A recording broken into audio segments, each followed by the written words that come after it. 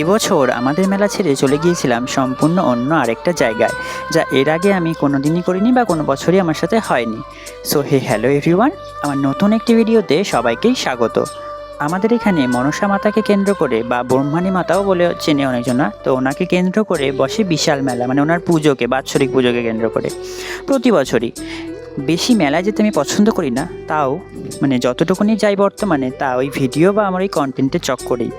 তো এই চক্করে আমার আবার মানে যাওয়া যেতাম না, এখন এত যাচ্ছি ওই দিনগুলোর মানে ঘাটতিগুলো পূরণ হয়ে যাচ্ছে আমার। তো যাই হোক, এবছর আমার জীবনের ওই ছন্দপতন হয়েছে, মানে ওই এবছরে আমাদের এলাকা ছেড়ে চলে গেছিলাম সম্পূর্ণ অন্য এক জায়গায়। আগেই বললাম, মানে যদিও বা পছন্দ করি না মেলায় যেতে, তবুও মন চায় না যে নিজের এলাকা ছেড়ে চলে যাই। তো যাই হোক, আমি তত বেরোই না, তো চলে গেছিলাম দিদির বাড়ি, কাটোয়া লাইনের ওই অগ্রদী স্টেশনে। সেখান থেকে যেতে হয় একটু ভিতরে, তো সেখানেই আমার দিদির বাড়ি, তো সেখানেই চলে গেছিলাম।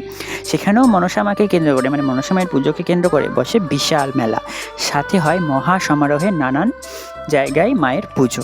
এবছরও সেখানে আমাদের নিমন্ত্রণ ছিল। প্রথম দিন আমি গিয়েছিলাম, ও পরের দিন মা ভাই সাথে ভাগ্নিও গিয়েছিল।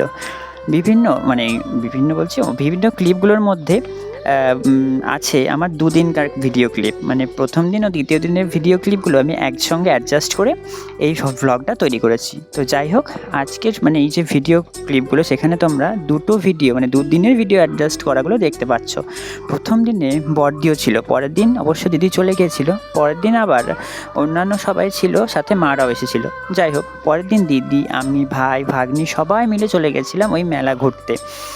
তো যাই হোক, ওখানকার মেলা তো দেখা হয়নি, তাই বেরোনো আর কি।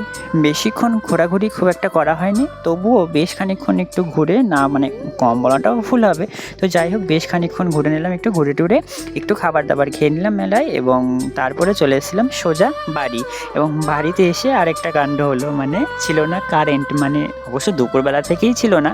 তো তারপরে কারেন্ট না থাকার জন্য আমরা চলে গেছিলাম সোজা ছাদে শোবার জন্য। তো কোনো রকমে একটু কারেন্ট অ্যারেঞ্জ করেছিল আমার জামাইবাবু, মানে দাদা। তো তারপরে আমরা ঘরে কোনো রকমে শুয়ে মানে রাতটা কাটিয়ে আমরা সকাল সকাল মানে তৃতীয় দিন সকালে আবার সবাই মিলে চলেছিলাম বাড়ি। এইভাবেই কেটেছিল আমাদের এবছরের মেলা। তো কেমন লাগলো ভিডিওটা সবাই জানিও।